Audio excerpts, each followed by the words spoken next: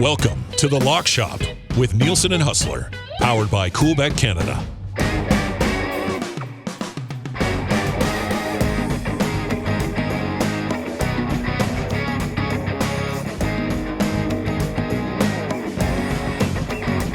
What is going on, everybody? Welcome to another episode of The Lock Shop. Nielson and Huss back with you once again. CFL Week 5 ready to go. That is very exciting. Oh, also, Huss, if you want to bet on the Calgary Stampede, you could do that at Coolbet. Now I was going to lean on you. I mean, you're Dusty Cowboy, big Alberta guy. We did have one of our listeners, I don't have it in front of me, but shout out that they've got some tips on the Rangeland Derby. Yeah. That's my buddy. That's my buddy Ryan. I went to college with him. He's one of my good buddies. He's all over the Stampede. It seems like a ringer. We'll tell him to slide us some picks, and maybe we'll throw it out. Chance Vigan, the favorite to be the Chuck Wagon winner, as well as 5-1 to be the day one Chuck Wagon winner.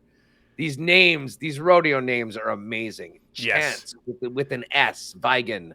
Lane McGilvery, Aubrey Motowilo, Chad Fike, Evan Salmon. Oh, man, they just sound like cowboys. Let me read you the bull riding names. Stetson Wright, Josh Frost, which I wonder if he's related to Lane Frost. Rides bulls, names Frost, maybe. Kai Hamilton, Coy Robbins, Cooper Davis, Sage Kimsey, Dakota Butler, Trey Holston, Dalen Swearingen, and Trevor Resty. I mean, I'd say like 5 or 6 of those names, that kid had no other options. Like when he was born, he was going to ride bulls. I'm just looking at Cash Robb. Are you kidding me? Dalton Massey. A couple of other absolute beauties. Wyatt Casper. No kidding, these guys are cowboys. I mean, you're exactly right. I mean, they probably grew up with spurs on. Anyways, if you are into or know anything about the Calgary Stampede, if you're going to it and want to get a little sprinkle down on it, Coolbet has the Stampede Rodeo and the Rangeland Derby all up right now. And if you actually know anything about this, let us know. Hit us up at Lockshop Bets. We'll take some tips. We'll sprinkle on Twitter. Sprinkle the Stampede, man. Yeah, we do know a little bit more about the Canadian Football League, and you're getting ready for, I guess, your busiest week of the year. I don't know how it could be any busier with 3 games in 4 days. Yeah, 3 will be the busiest weekend of the year for sure, unless something changes. So, yeah, in Regina right now, Winnipeg tomorrow, flying to Vancouver Saturday for the game on Sunday, and then home, which is great. I get to do all 5 games in the West this week, which is awesome. I always love the opportunity to do 3 or 4. This week I get to do all 5, so that's exciting. And interesting numbers right now. Like I've really enjoyed the CFL so far this year. I mean, ratings, not to go too far behind the scenes, but ratings have been really good for the league so far. The Sunday night numbers have been pretty good so far. And it's weird because as much as I've enjoyed the football this week, so far this season, to see 3 teams favored by a touchdown or more this week it's a little surprising to me, considering how the league's played out so far, Huss. Yeah, well, I mean, I'm not surprised that the Elks are a big underdog. And listen, BC's been so good. I think even with that loss and the Vernon VA. Throwing up a half dozen in the pick department, I still think they deserve to be a pretty significant favorite. And the Bombers are the Bombers, and Calgary hasn't looked very good. So, I mean, listen, we'll get into these picks. I had a tough time going against some of these bigger numbers, but it is quite intriguing. And speaking of numbers, that Bomber Alouette game had a monster number, which was interesting because it was a 2-hour delay from when it was supposed to start, Dusty. Certainly gave us a little bit more pre-gaming time at Canada Day celebrations throughout here in Winnipeg. But that's the last thing you guys needed, eh? We were at a pool party, and they just kept on showing, like, is the game starting yet? Oh, no, it's raining. All right, well, continue to do what we're doing. And then, but it was perfect. The game ended it was dark by then, blew off a bunch of fireworks, had a great day. And the Bomber D brought the fireworks after getting lit up by BC the week before. Big turnaround. But let's start off with this game tonight. The Elks and Riders. And I guess we do know this number, by the way, is now It's back moved at a bit. 7. Did it go at back to 7? Man, I just looked got like it at 5 7 minutes at ago. minus 115. It was 7.5. Now it's -7, but laying minus 119. So it's basically going back and forth between the two. Listen, Saskatchewan's coming off the bye. I think they'll be ready to go at home. They have not been a good home team lately. They need to sound familiar with their opponents. They need to get a win. And listen, I just think this Elks team is in disarray, despite the fact that Taylor Cornelius, who is the most competent of the quarterbacking crew. But again, that is not saying much. And man, I mean, Chris Jones, we were talking off air. I mean, they can't really do anything. I mean, with the CFL management and coaching cap, even if they wanted to bite the bullet, pay him out and leave, they need to get volunteer coaches to take over the club. So they're sort of up against it right now. But I've been impressed with Saskatchewan so far this year. I think Trevor Harris is really authoring a fine season. To me, Saskatchewan at home, just too much for Edmonton, and I'm going to lay the 7. I'm going to get on the Elks at 7.5. I'm a sucker. Like, every time they let me down, I go, I'm done. I'm never going to bet on them again, not even at the number. But 7.5 is a pretty big number. They played the Riders very well in week 1. If they could have punched it in from the goal line, there's a pretty good chance they win that football game. Now, Trevor Harris, I talked to him this week, and he said, he only took like a handful of snaps in the preseason, so he kind of said that was sort of like a preseason game feel for him. But the Riders have been banged up, man. They're missing a number of guys. I mean, Winnicke's not playing this week. They already have lost Darrell Walker. Now, some of their younger receivers have stepped up and played a pretty big role in that offense. My concern here with the 7.5 is that the Elks offensive line is just such garbage that Robertson and Lanier are going to be all over them. But Cornelius did go into Regina last year and beat the Riders. We can't say that. I mean, he's got 4 wins. Obviously, they've all come on the road. I don't think they win this game. Now, this isn't a pick for the Elks to win. I do think the Riders are going to win this football game. But I think the Elks could keep it within 7. And their defense is interesting because if you look at it, they average like 165 yards against on the ground per game. Everybody I talked to this week on both sides said, well, their defense is just on the field too much because their offense can't sustain anything. And maybe that ends up being the case again. But if the Elks defense, that like against Ottawa last week, they had 11 2-and-outs. Like, they did their job a number of times. The offense was just shit. So we'll see if Cornelius has learned anything here. But I think they lose, but I'm going to take the 7.5 on the road here. Speaking of quarterbacks, finally, Masoli is back. Little later for my liking, considering I thought that he might really be the breakout player this year, could really lead Ottawa to contending for first place and maybe be MOP. I guess, listen, if he does that, he's just got less time to do it. He might be in the conversation. But, man, this is so huge for Ottawa. I like Ottawa. I mean, I think Bobby Dice is good. Got these guys playing hard for him right now. And to get their QB1 in, I mean, it's a complete game changer. And I'll tell you what, I don't know how you can like anything you've seen from the Hamilton Tiger Cats so far this year. I don't mind the money line on the Ottawa Red Blacks, to be perfectly honest. They're at plus 115. But getting 2.5 with Masoli coming back, I think Ottawa gets a huge boost. Love the Red Blacks and the points in this one. Yeah, I mean, it's almost disrespectful to the Red Blacks that Hamilton's a favorite here. Like, I was expecting so much more from Hamilton this year. I thought they had a good football team even around Bo Levi. Like, it wasn't just going to be Bo Levi. With Masoli back, this one I didn't think about too much, buddy. I got on Ottawa at plus 2.5 here as well. Calgary, Winnipeg. This is a number that moved around ever so slightly too. When I bet it about an hour ago, it was at 8.5. You got it at 8. It's another big number. Where do you come out on the Bombers being able to control this one enough to win it comfortably? Yeah, listen, I almost took Calgary in the points. This was really tough. I think this is a good line. I mean, to me, I think this is sort of around a touchdown. I think the Bombers come back with a big statement at home after the way they got humbled by the BC Lions a couple weeks ago. We saw the defense step up, holding Montreal to only 3 points in that game on the road.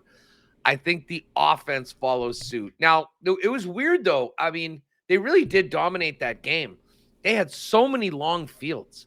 I mean, they often were starting at their own 10-yard line. So, I mean, they'd have solid drive. They moved the football. They just weren't moving at 100 yards and putting it into the end zone. And they knew that if they punted the ball the way the defense was playing, Montreal was going to get that done. Listen, Jake Maier, I think, has 2 touchdowns and 5 picks on the season. He's going to need to be way better if they're going to hang in this game. And I'll tell you what, and here's just a little tip for you folks. I'm not sure whether we've got receiving and touchdowns out yet. No, but they'll be up there later on. Bet a Nick Dembski touchdown. He's back. He just returned to practice after having his first baby. I almost want to give a lock shop guarantee that the baby swag vibe is big with Nick Dembski, and he gets in. He'll have some celebration set up, maybe do the rocking baby or something like that. I just think that the defense set the tone last week. I think the offense follows suit, and I think it's going to be really tough, even with, I guess, Begelton is coming back, so that'll be good for Jake Maier. But Calgary just hasn't really looked in Winnipeg's league so far. And listen, I know Winnipeg had that ugly game 2 weeks ago. I think even more you'll see the Bombers keep the foot on the gas. And it was a very tough decision, but I'm going to lay the 8 points. I think they can win by 10. Yeah, like Calgary's interesting because you're right. Jake Maier hasn't been even close to good, in my opinion, so far this year. But they lost to a really good BC team by 10. They beat Ottawa, and then they lost to the Riders in overtime. So, they've hung in there with these teams in the West, and I think 2 pretty good teams in the West. So, it's just such a big number. Once again, I'm not picking Calgary to go into Winnipeg and win this thing, but I do think Calgary can keep it within 8.5 points. I love Dedrick Mills. Peyton Logan's out. Kadeem Carey apparently is working his way back here. I like Dedrick Mills. I'd like to see them sort of use the run to set up Jake Maier in some more favorable spots. Some of their younger receivers have done an okay job so far. It's just such a big number. I mean, I could see this going, I don't think Winnipeg wins by 10 or 12. Winnipeg crushes them, or Calgary hangs around within a touchdown. You know what I mean? So I'm going to get on Calgary here at plus 8.5, and another loss to a good team in the West, but they've been really close in those other 2 games. So I'm going to take Calgary here plus the points. BC at home to Montreal, and the poor Alouettes. They get the Bombers off of their ass kicking to BC, and now they get BC coming off getting lit up by the Argos to the tune of 45 last week to finish up the week. Now, BC obviously on a little bit shorter of a week, but I mean, they're going from Monday to Sunday, not a big deal. I put it this way. What the Bombers did to Montreal last week in Montreal, I think BC does to Montreal and then some. I think we'll see Vernon Adams come out slinging the ball all over the place, not throwing 6 picks. I think the defense steps up. Our defense is great. That's going to be trouble. Listen, I like BC to win by double digits in this. I didn't have to. I didn't have to sweat this one like I did the Edmonton or the Calgary games.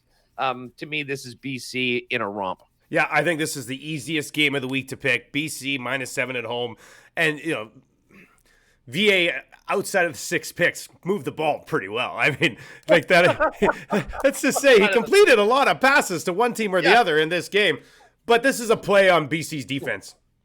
BC's defense at home with Montreal coming off the game they had and the travel and everything. I think BC's defense holds them under 10 points in this football game. So I love the Lions D. It's a strength of that football team, in my opinion. BC -7. I honestly believe that's a no-brainer. So, Huss, what do we do here for a little parlay? What should we do? We're both on Ottawa and BC. How about this?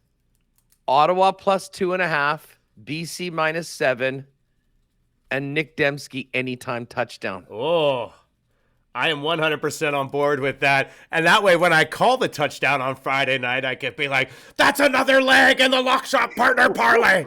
Yes, exactly. That would be great. Okay, I like that. Drop the baby swag in the call. Everyone knew that was going to happen. Yeah. we'll find out. We'll get a number, but yes, a unique partner parlay. Because as I said, that Calgary Winnipeg line, very tough, a good one. Saskatchewan, Edmonton were on other sides. So let's get the new dad into the end zone, along with Ottawa and BC. It'll be a unique one, but we'll have that up in the exclusives probably in the next hour or so. So whenever you're checking this out, get on over to Coolbet Exclusives, jump in on that Lock Shop Partner Parlay, and it'll be good. We'll have the extra data, get it out there, because obviously we're not taking the Edmonton-Saskatchewan game tonight. If you are looking for something for that Edmonton-Saskatchewan game tonight, just a quick look at some of the player props that are up there. If you're watching this on Thursday or listening to this on Thursday, anytime TD score, Jamal Morrow at minus 154. The one thing I would maybe look at here is Taylor Cornelius anytime TD plus 225. He is going to handle, or at least we've been told, he's going to handle the short yardage situation. So if they get up around the goal line, maybe it's their 6'5" quarterback that punches it in. So I don't mind that at plus 225. The way the Elks have allowed rushing yards this year, Jamal Morrow over 69.5 at minus 110. It's probably my favorite player prop from this entire game. So that's one that I would certainly look at as well. By the way, Jamal Morrow, had a chance to have a Zoom call with him a couple days ago. What a guy. Like, just outgoing, hilarious. Like, I love, getting to do these Zoom calls, and it's off the record with the guys, and you kind of get to know him a little bit. Jamal Morrow is a certified beauty. Like, I could have sat there and chatted with the guy for 2 hours, man. He was great. Well, listen, I love that Cornelius pick. Because I think we all remember what happened when these two teams played the first time. Yeah. That was the game right there. I mean, that goal line stand. I think they put it in the hands of the 6'5" quarterback and, just do what it takes to get it across the line. And obviously he can run too. I mean, you wouldn't be surprised if he, scrambles for a 10 or 15 yarder as well. But if he's in on short yardage, that's big. I will take a little sprinkle on that 225 tonight, and we'll see what happens in the games. But keep that voice. Don't go too crazy until Nick Dembski gets in the Winnipeg game.